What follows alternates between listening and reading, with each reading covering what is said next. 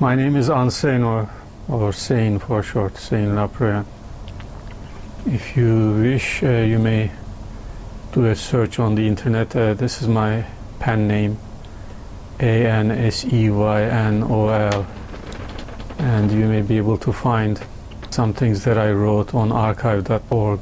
There's one summary that may give a larger background. What I will say does not relate to me or what I think or anything like that. Today is the 15th of December 2012, and I was just chatting with Joe Friendly, and he figured that maybe we can start recording something about what I was talking about. But I didn't actually contextualize the whole thing first. I'll maybe ask a question, and this is probably a good question for the audience to consider. Humankind has been on this planet for more than a few 100,000 years, I guess, maybe close to 1 million years, who knows, nobody knows. But certainly more than 50,000 years. But there's nothing that was built, let's say 50,000 years ago or thereabouts, that survived. There are cave paintings here and there. There's a Göbekli Tepe temple in present-day Turkey that's more than 10,000 years old, but nothing from 50,000 years old, nothing like an edifice, nothing like a building survived.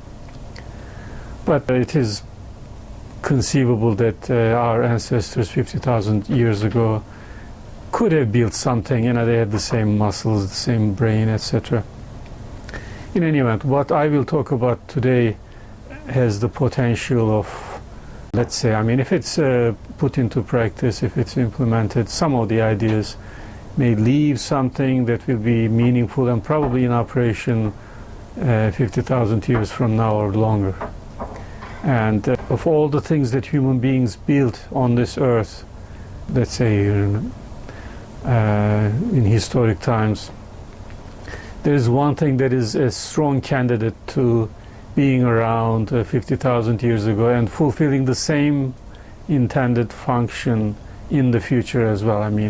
We're not talking about the pyramids, which already ceased to fulfill their function, whatever it was. And they will probably be around, some of them anyway, unless there's a huge comet collision, whatever. But this is the question. Of all the things that you know, that human beings constructed, built, dug out, whatever, what would be an easy candidate, of the top of the list, something that will continue to be useful, serving humankind 50,000 years from now? Any guesses from Joe Friendly? 50,000 years from now. By the way, why am I stopping at 50,000? Well, because, geological period, we don't have to go to 250,000. Who knows how the continents will move, etc. But 50,000, most of the continents will be more or less where they are. A few meters here and there, but not much change. So 50,000, any guesses? I asked this question to a few people, and some of these are knowledgeable people, and I don't want to embarrass anybody, but it seems to me that one strong candidate would be the Suez Canal. It's not something that people think of immediately, because it's not something, like the Great Wall of China, which once again is something that will probably be around, but won't be serving the original purpose.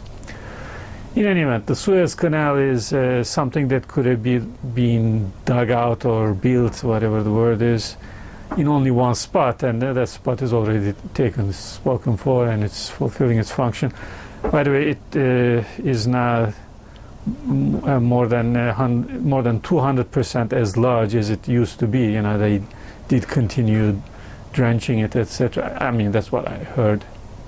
I've never been to Egypt, but what I will talk about also happens to relate to Egypt, and whether, obviously, if we can't enter a bet about 50,000 years from now, I won't be around to collect any money, and you won't lose anything, whatever.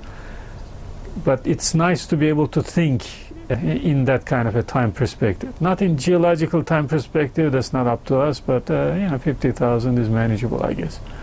So we can actually create something today that will be useful thousands of years. And then the question is, do we have that kind of money? I mean, can we build, if I propose a project that will not benefit anybody and that will not, let's say, make sure that the investment is recovered in 10, 20 years, is this a dumb proposal? I say no. I mean, if it continues to serve humankind, why not? I mean, human beings are doing completely fruitless things, actually risking their lives, climbing mountains, not making any money, actually wasting a lot of money and risking their lives. So, it's not beyond human beings to be able to put something together that will continue to pay, but maybe a little by, little by little. So in that perspective, I want to talk about Qattara. The Qattara Depression is the largest depression on this planet.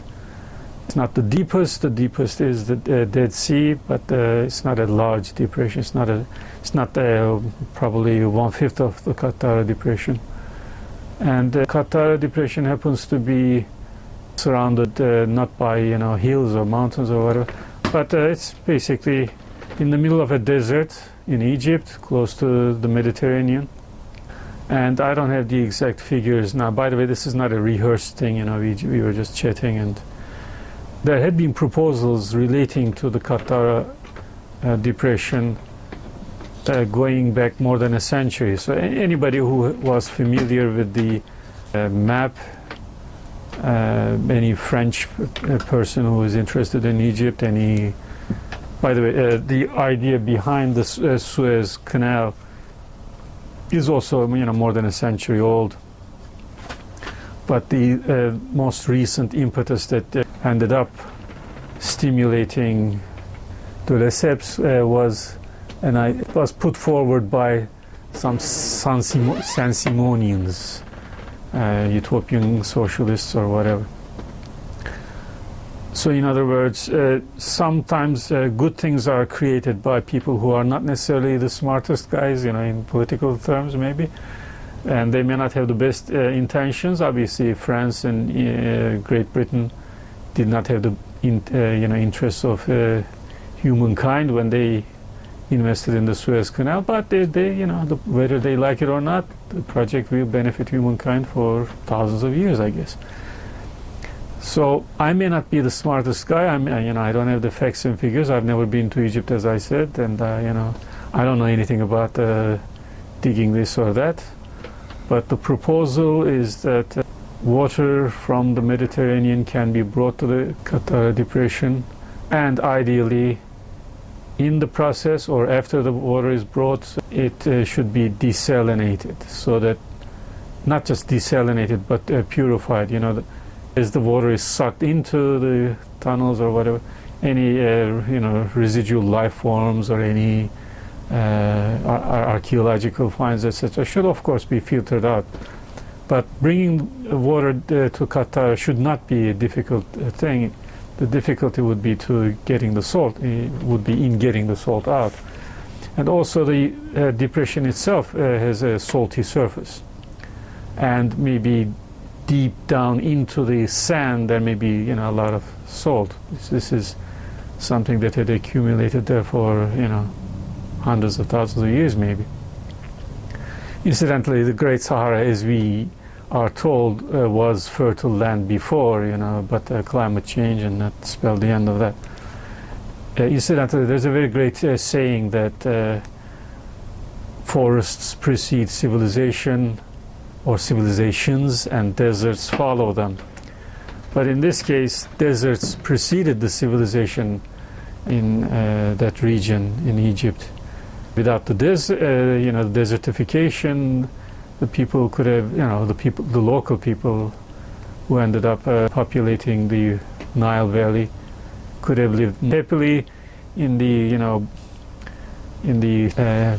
semi-forest, places in that region. But anyhow, with the Sahara turning into a giant desert, people were pushed toward the Nile Valley. This is a theory, of course. This is prehistoric times. Nobody wrote anything about it, but this is supposedly what happened. And this place has the potential of creating an underwater civilization for some human beings.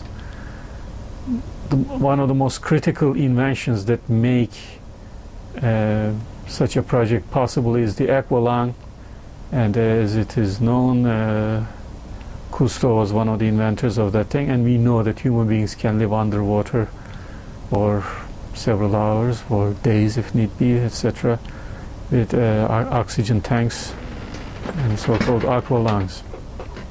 Now, why would you want to flood this beautiful Qattara Depression, it may be asked? You know, it's a rarity, obviously, in geological terms, but it so happens that it's an infertile place, large enough place. But among many other reasons, one can say that a huge benefit will be to have a place where the sun hits the region, let's say, almost directly in summertime. This is not exactly the Tropic of Cancer, but anyway, close enough. So there's the potential of basically sunlight penetrating the water, I guess, almost until it hits the bottom, which is more than 100 meters in certain places. 136, I guess, is the deepest point in the Qattara Depression. But most of the area would be, I don't know, less than half as deep as that. Still, it's a large area. It's a singular depression, not broken into pieces. It is shocking to me that the desert sands don't fill up this depression. But if they never, I mean, if the sand dunes never got the idea so far, I don't want to give them any ideas. But you know, so and if you fill it up with water, it's possible that that kind of surface will be okay for a long time. Obviously, you know, once you build it, you can also protect it from desert sands, but you know, you can build things around it. But here's the most radical idea that I'm proposing here. The technical stuff other people can figure out, and by the way, you know, a lot of people must have come up with proposals. And one disturbing thing that I have found recently was promoted by people who speak of a blue revolution in Africa, meaning bringing water to the region and promoting more agriculture, etc. Now, I don't know much about agriculture versus other forms of living, but I happen to buy the theory, I mean, I accept the theory that humankind existed on this planet for tens of thousands of years, possibly hundreds of thousands of years before agriculture. So one can easily deduce from this that living without agriculture is possible for our species, at a much lower population, of course, but you know, it's not inconceivable either. Human population is subject to decline as long as there is natural death. So it's all a question of, you know, do you want to make more babies than the natural deaths? And that is up to us. So human population can be reduced, and I say that it wouldn't be a bad idea to make sure that it is reduced through natural deaths. In that context, I can propose something here that may take a few dozen years to complete, but it may benefit humankind for tens of thousands of years. So what was I talking about? The big idea behind it. The big idea is that I'm not proposing this for any given community of human beings. Egypt also happens to be a place that is associated with the history or legend of Jews moving out of Egypt, and supposedly there is this slogan, "Let my people go."